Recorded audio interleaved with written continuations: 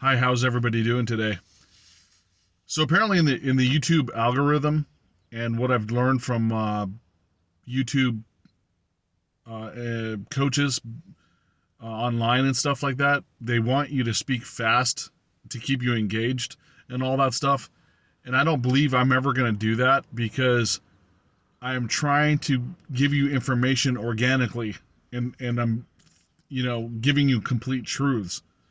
So if I spoke fast, that means I would have to like determine what I'm going to say before I'm going to say it. And some of this information that I tell you, some of the tips and certain intricacies and stuff like that come while I'm talking. If I read off a script, I could talk extremely fast, right? But when I'm trying to talk to you organically and give you spiritual information, this is how I'm going to talk. So that I'm going to have like pause breaks and stuff like that. I just wanted to go into that. If you've been watching every one of my videos, which means you're at like 52 something videos, congratulations, and I thank you and I appreciate it. But the way I talk is not might not be engaging because I'm not talking fast. I just wanted to clarify that, just give you like a behind the scenes on YouTube's basically what they want you to do to create a video. But I'm not going to go too much further into that. I think you got the gist of why I talk the way I do, because I'm trying to be organic with you. Today I'm going to talk about imagination and social communication, basically. So imagination is the architect construct of our reality. When you imagine something, you will create it in reality. Remember, thoughts create things. And you're creating your reality with your thoughts. Whatever thought comes in your head, especially if it's a major focus of yours and you're envisioning it strongly, it's probably going to manifest in some fashion in your life. So if you pictured a black and white basketball in your hand every single day for 30 days without buying it or anything, and you just wanted to manifest that basketball, at some point in time, you're going to be holding a black and white basketball in your hand. Now, the reason why I use those colors is because most basketballs are orange, right? They're orange or brown, unless they're street balls. Street balls can be multiple different colors, but at some point in time, even if you don't play basketball, especially if you don't play basketball, that will be the test. At some point in time, you're going to be holding a black and white basketball in your hands. If you envision it every day, that's what's going to happen. And that could happen with anything in your life. The power of imagination is so extremely strong. That's why it's important to have the childlike wonder, like my previous video, be like a child, because a child's imagination is so strong in the way they think and daydream and stuff, because it's powerful. We haven't taught that out of them yet. When you're an adult, using your imagination, unless you're actively doing it a lot, where like let's say you're an artist or an actor or being animated with your children and stuff, like your imagination is still active, so it's easier for that person to do it. But if you're a person that hasn't used it in a long time, then it's more difficult to conjure up. But the imagination is so powerful, and that's what creates things in reality. But if you're that, so it could be good or bad, right? If you're imagining bad things to happen to you, like paying bills that you can't pay, boom, you got it. If you're imagining you're paying bills gratefully and you have an abundance of money, so it doesn't even feel like you have bills, bam, that's what you got. And if you're thinking in a combination of both, then you're kind of like swimming up and below the surface, like you're coming up for air, going back down, coming up for air. You're kind of like waving in and out of both of them, and you're not necessarily affected too much by one or the other. But if you wanted to live in a life of like abundance where you don't have to worry about it, you want to be swimming above the water, like breathing above the water, right? So you can breathe, and not be like, quote unquote drowning, if you will, if that's the analogy that you'd like to see in your mind, using your imagination. And created this world through our imaginations. Things that we think about and dream about come to life, come into fruition. This has happened thousands and thousands of times throughout history.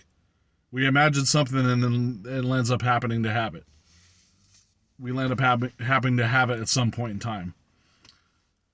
And others it works faster. Sometimes it's in groups, this and that. You could say, oh, well, it's like an organized entities and stuff. Well, like most inventors invented something themselves. It's like one person changed the world, right?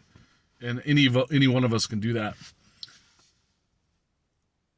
Now, talking about social communication, if you have some sort of anxiety to talk to people, I'm not an expert in communication. I struggle myself with talking with people, especially with my projection field.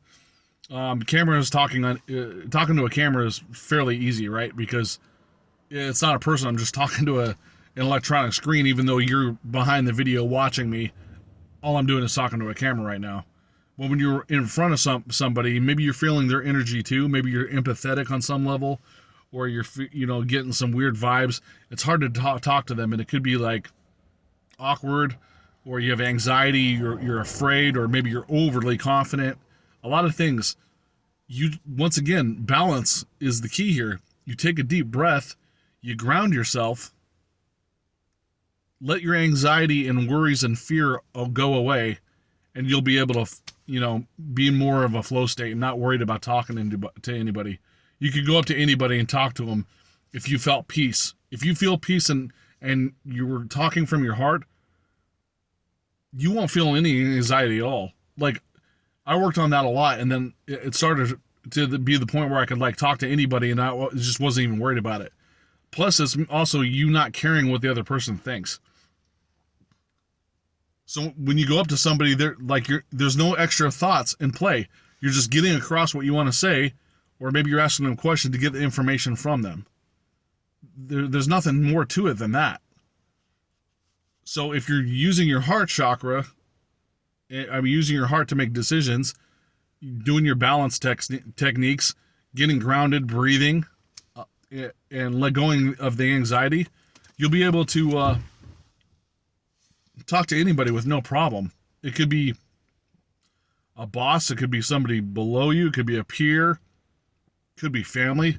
It doesn't matter. That's the balance and the grounding and the belief and letting go of the anxiety will help you talk to people.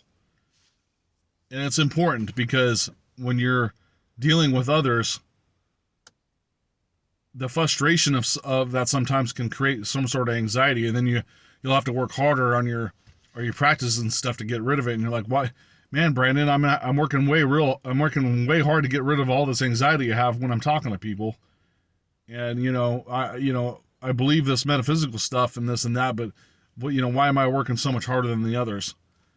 You still have some sort of social anxiety. And maybe it's a childhood trauma. A lot of it is childhood trauma. We keep talking about that because we were programmed when we were children. What we dealt with as kids in school and our parents and all that stuff helped develop who we become today, even though we make our own decisions. You're kind of like, computers are programmed a certain way, so they act a certain way. No matter how much software you throw at it, a computer will act the same way if it's programmed in an operating system to act a certain way. And the only way to change it is to change that core operating system. You have to make changes within the core operating system and not just throw software at it, if that makes any sense. Now, the software being like you're making decisions to make changes, but it takes a lot of effort to change the core operating system.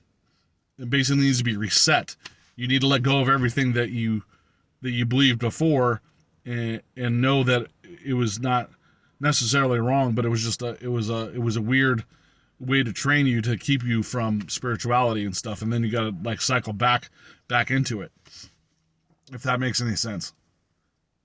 And I'll talk more about the social stuff because the social anxiety is one of those heavy things that are probably on a lot of us in the United States.